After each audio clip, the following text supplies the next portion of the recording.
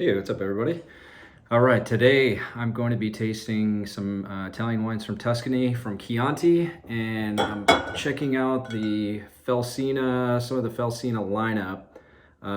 So we're going to be going kind of at the budget line up to their Chianti Riserva, and check out the Chianti Classico as well.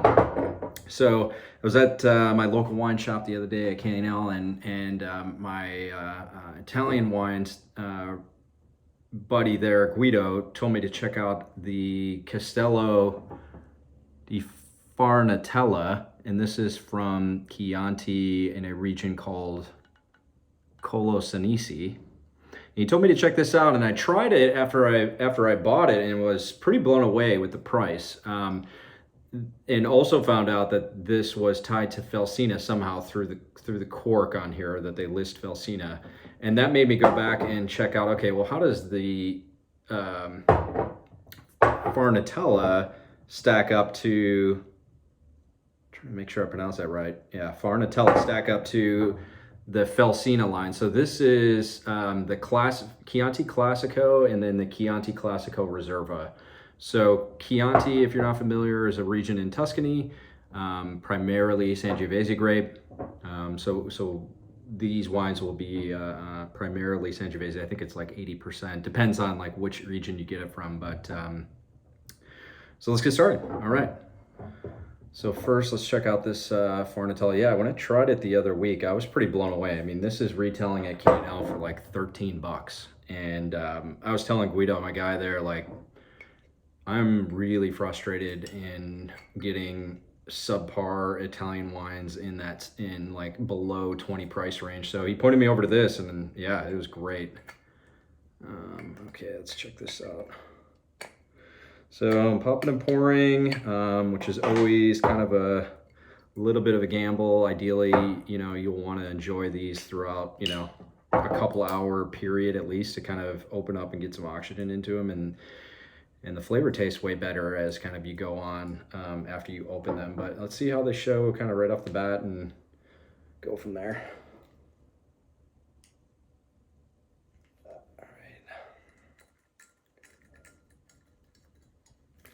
Cool, so we're getting into the fall. We're knee deep into fall, and that's like red wine time. I always think Italian wines in the fall, getting into kind of more pastas and stews and braises and just like warming comfort food. And these are great wines with food. All right, let's check this out.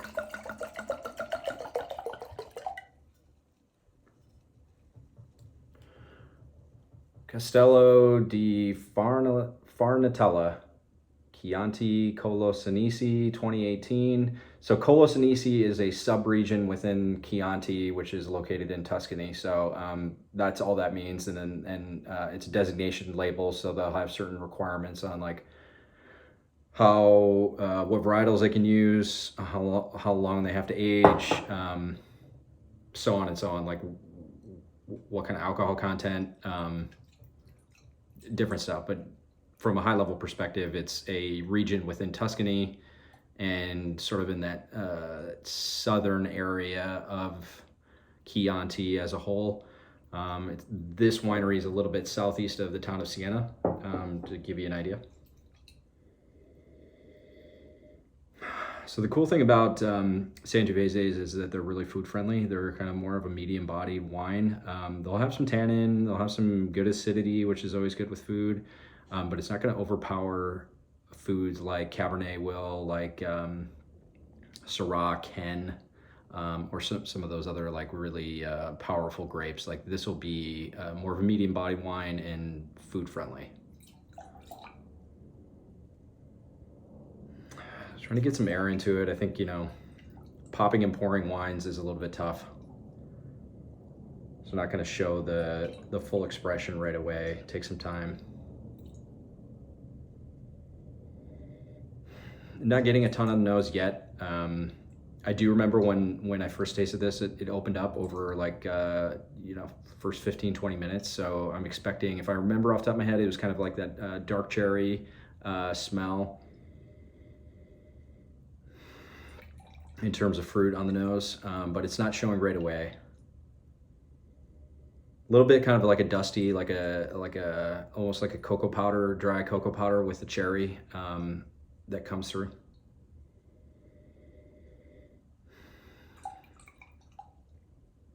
Let's give it a taste.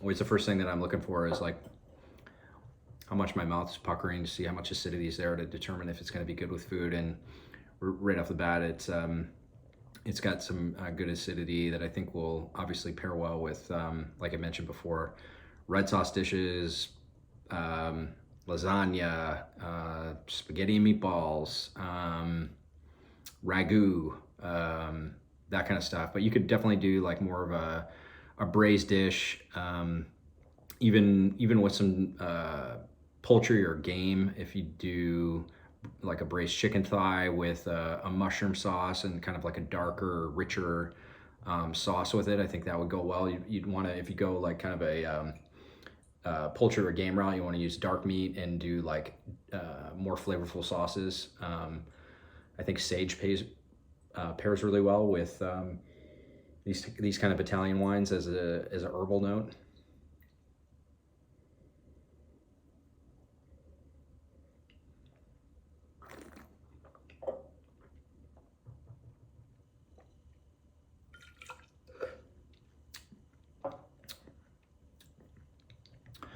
The overall mouthfeel, you know, just judging the kind of like the weight of primarily the oak and the tannins of the grape itself, are much more medium bodied. And again, that's better with food. I would guess that this isn't not a ton of new oak, or maybe none at all. You'll typically get, and the reason why I say that is the mouthfeel is more of like a skim milk or 2% milk than a cream. So new oak's going to give you more of a cream taste in your mouth. That is like that feeling of the weight. I also don't get like a heavily like spiced, overwhelmingly like spiced characteristic when I taste it, which is another indication that they're using less new oak or more kind of like older barrels, neutral barrels to age the wine. I don't usually put a lot of info on the back of Italian wine, so they don't really say how they do it, but 13% alcohol. It's not blowing my socks off, so that's good. Again, this is the kind of balance that I'm looking for in red wines, because I'm drinking them with food. So great start. Definitely going to come back to this and see, just like remind myself when it opens up and kind of like check these out as I drink them. But really great wine. I mean, $13, this is a steal. You can drink this every day during the week and the weekends, no problem. This would be something that you could pair at like a family dinner.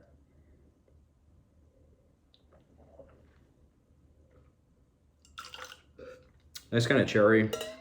Almost got like a roasted strawberry there for a second, but I'd say mostly like a cherry taste, which is nice. All right, let's move on. Okay, so here's the Felsina proper, but just to show you why this clued into me is like when I pop this, they have the Felsina on the cork, so they're somehow tied together. They must be owned by Felsina. So let's go into Felsina's proper line. So this is their entry-level Chianti Classico. This is like 25 bucks retail. This is the 2018 Chianti Classico. Thing to know about Chianti Classico, again, Sangiovese grape primarily, and Chianti Classico is a geographic region. So it doesn't just mean that it's like a classic style, which I initially thought way back when I first started seeing these labels, like, oh, Chianti Classico must be the classic way of making Chianti, or like the traditional way. Not necessarily. So this means a geographic region. So again, just going back to kind of the Italian wine laws, and you'll see like a label wrapped around for DOCG, which is tighter stringency on what they can do with the grapes and making wine. Sets the rules and regulations. So Chianti Classico is a region in sort of the central area of Tuscany, in between Siena and Florence.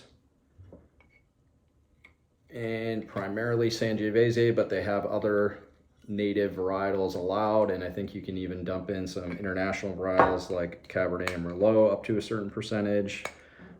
Chianti Classico, I think, has like minimum standards on alcohol and aging, but get more stringent when you get up into that Riserva tier. Let's open this up. So 2018, so you've got, 3 years of age since this was harvested.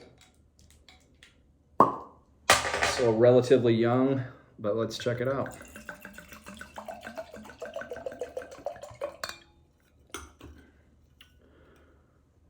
So Felsina Chianti Classico.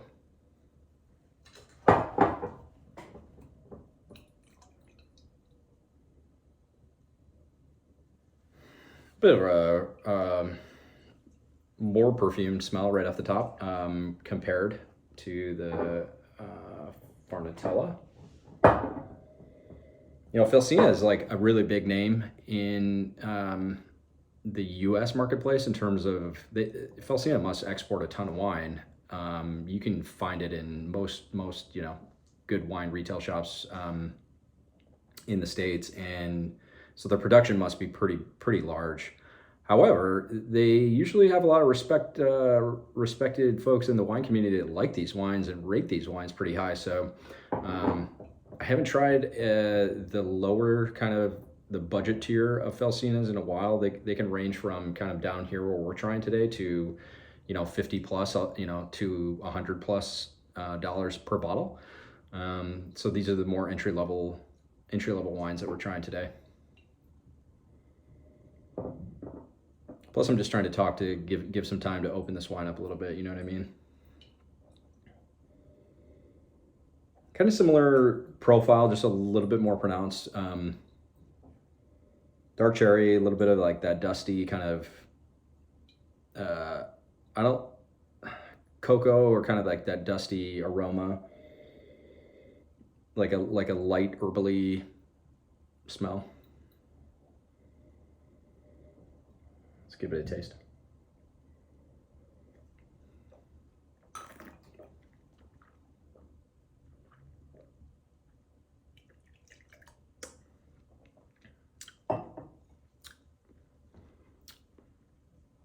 Okay, so this is hitting me definitely more tannic right away. I was just trying to pick up the acidity, but I was getting kind of a little bit overwhelmed with the tannins.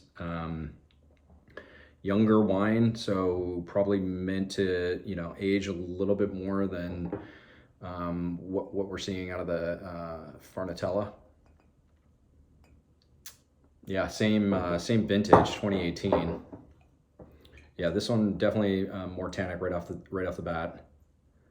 Let me go again and just see if I can pick up the acidity a little bit better to kind of speculate on when a good time to really open this up and enjoy it would be. This one, you can tell it's going to last a little bit longer just based on the tannic structure, potentially.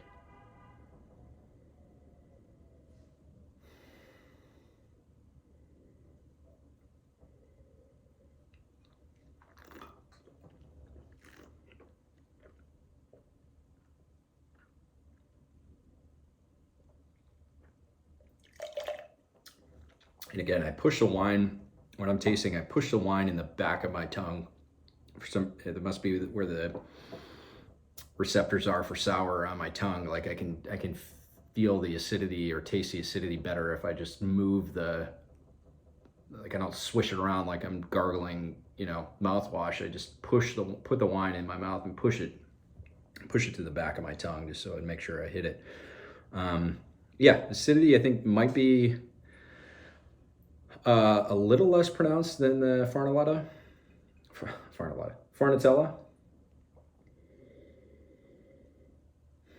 I think overall this smells and tastes a little bit more complex, which for the price point I think is a little bit more interesting, kind of right off the top.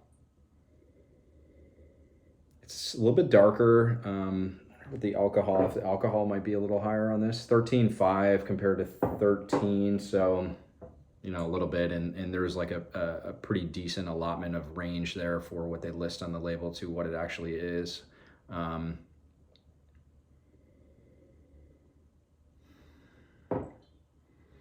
Generally speaking, for food, this one, well, let me take a step back. First, I'd wait, you know, a good couple years before I'd open this up and want to enjoy this if I have my druthers. But you can definitely pop it and pour it right now if you want, no problem. You know, like I said, it'll open up with some oxygen kind of as your evening goes on, you know, when you open these up. But I think for food pairing, it, you know, could handle probably a little bit richer meat, maybe a little bit more beef than pork kind of thing. Again, I would stick to like ragouts and stews, braises. Yeah, I think this could probably handle, you know, a bit more oomph in terms of the meat kind of like strength, like braised beef, or adding like maybe like a spiced Italian sausage into a ragu, that kind of thing, you know. Like the higher the flavor of the meat and the food, you want to kind of pair that with the intensity and the flavor of the wine.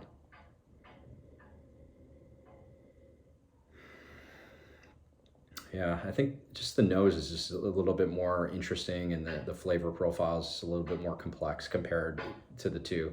You're spending double the, I mean, maybe almost double the cash though to get up to this entry level Felsina. So, you know, it's definitely a little bit more of an investment in terms of like when and how you would serve this. But good wine. I mean, I've had a lot of shit Chiantis in that 20 to 25 price range, which is what I complained to Guido, my wine guy over at K&L. Like, there's just a lot of kind of just like shitty Italian Chiantis in the marketplace around 15 to 30 bucks.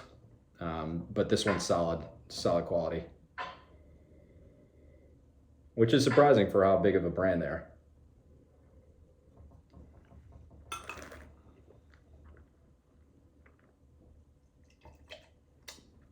Sometimes I think, you know, like higher the production, the less quality is going to be. Cool. All right. So that was the Felsina Chianti Classico. Let's check out the Chianti Riserva.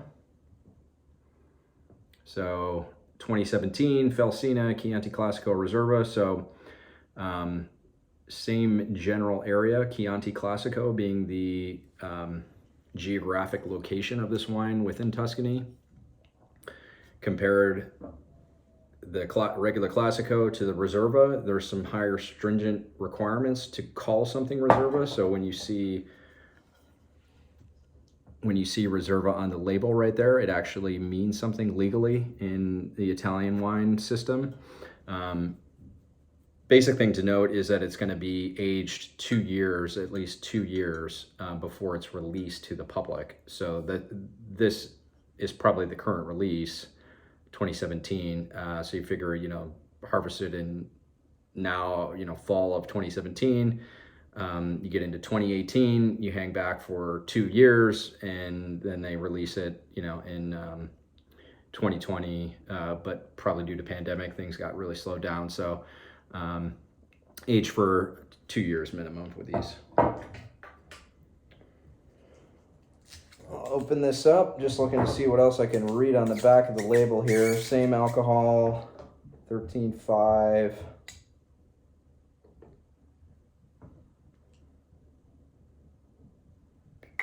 But just a year behind the Classico release.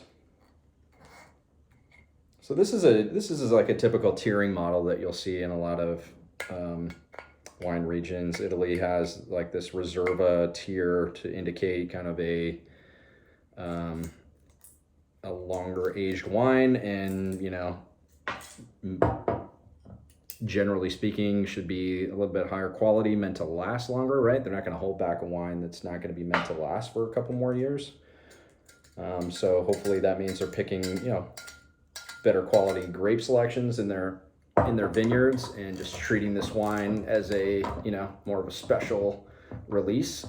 You'll see that kind of stuff in Spain too. Rioja has like different tiers of reservas and stuff like that. Grand reservas where they'll age wine for a longer period of time. So pretty common. I think you'll see it in California too. I don't know if it means the same thing legally speaking when they put that stuff on the label though. Cool. So Felsina Chianti Classico Riserva 2017. Make some room here.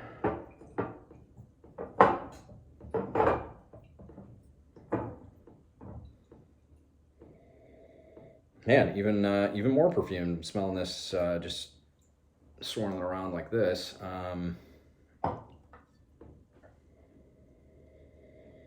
Yeah, really nice. Again, similar perfume characteristics, just I'd say more pronounced, like more concentrated, if you want to call it that, which is cool. Nice to see like kind of the progression here, going from like lower budget to this Reserva was around $30, I think, at Kano. But similar profile, dark cherry, kind of herbally, dusty, pretty common characteristics that I get from Sangiovese. Color on all these, again, the two Felsinas are definitely a little bit darker than the Farnetella, but you know, you can still see through it. So it's generally like Pinot Noir, a little bit darker maybe. Sangiovese, like I said, more medium bodied. Great food wine.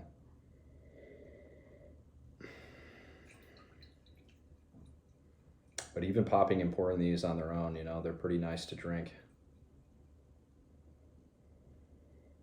Let's see if I can talk and get some air into this to see if I can pick up any other aromatics. I think it just takes time, you know, popping and pouring just is a little bit tough to get all the aromatics, which is a big part of wine for me, is just getting like all these aromatics opening up and trying to figure out, what am I smelling? You know, there's just so many things to uncover when you're trying these wines.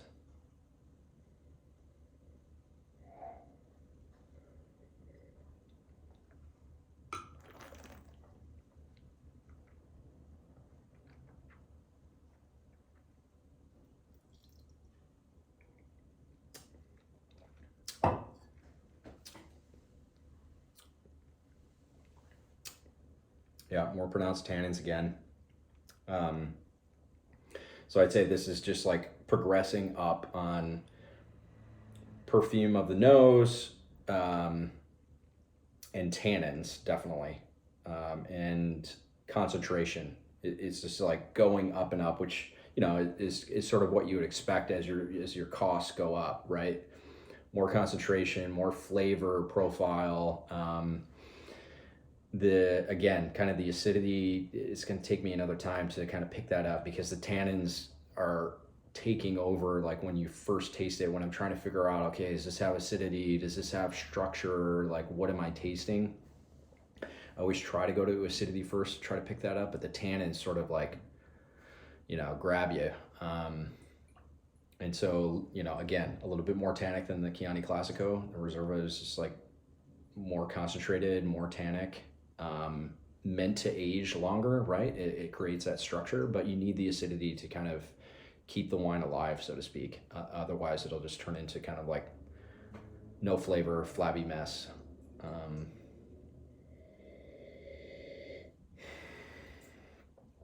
Let's see if I can give this another whirl and pick up the acidity.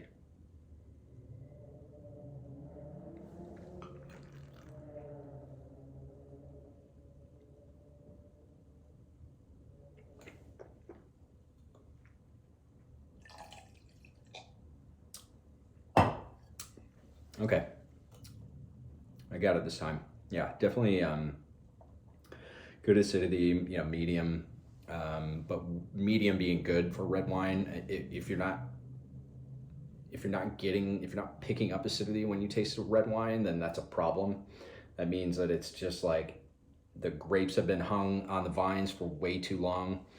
the sugars way the hell up and just out of balance. And so, you know, that's basically a cocktail at that point. You know, you can't utilize it for different things like pairing with food. It won't match up to the fat of the food that you're going to eat. So whether that be like a stew or pasta or cheese or, you know, whatever, it's not going to work. So when you've got wines that are kind of lower alcohol, lower sugar content of the grapes, then that's going to typically mean like a more pronounced acidity and overall like better food pairing wine. So yeah, so I'm picking up some good acidity on the Felsina here, on the Riserva.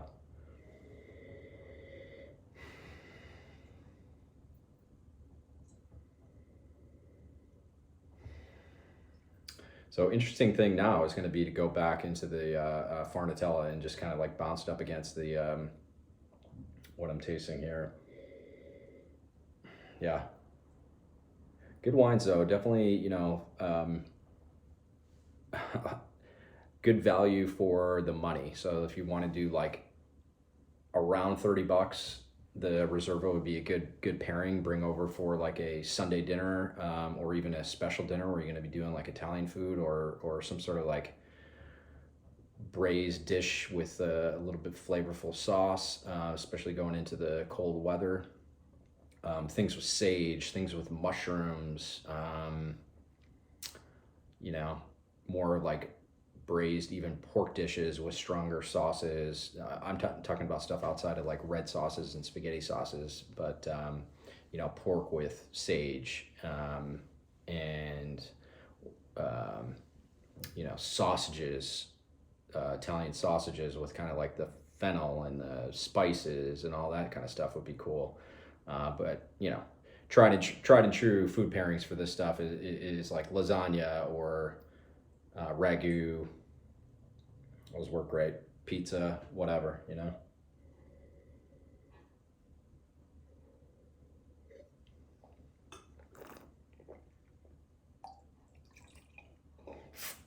All right, great wine. I would say, again, you could wait on this Reserva and wait to open this for another 5 years. You know, no problem. This thing will be singing still. All right, let's go back to this Farnetella and check it out and see how it compares after I've tasted the Felsina Chianti Classico and the Chianti Classico Riserva. So let's see how $13, you know, really matches up to 30 here.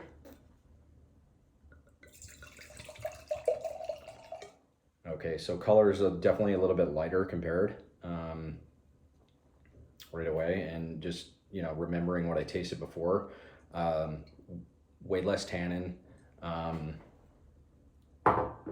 the concentration of the grapes is lower, but the acidity is definitely there, and I think makes for a good food wine. The perfume on the nose, from what I remember, and see if I can, it's starting to open up now, but the perfume is really great. Really, the cherry really starts popping. The herbal, kind of dusty cocoa notes really start coming out. So like just smelling the wine is like worth $13 for me. You know, like it's just really a great experience with the nose and the perfume. A great bargain wine. Buy this by the case. You know, drink this every day of the week and on Sundays.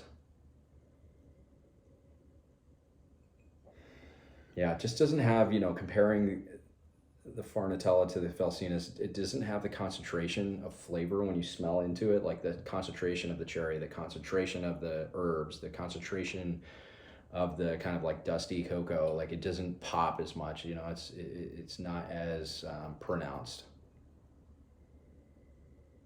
Kind of more feminine, lighter, delicate kind of flavor.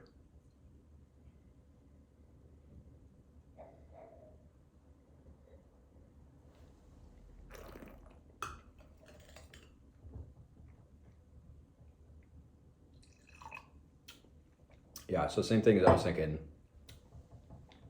The acidity's great, the cherry flavor is nice. it just doesn't have the tannin structure. It doesn't have the complexity that you'll get from kind of as you go up in price in these Felsinas. But excellent wine for the money. $13 is an absolute steal for this. Otherwise, I would probably go just like with the Classico as my next best option. The Reserva is really nice, but you know, kind of more of a special occasion or kind of family gathering that you'd want to bring that to. But really cool wines. Check out the Chiantis at your local wine shop, or go to K&L and ask for the Farnetella and the Felsina. Is really great stuff. Enjoy.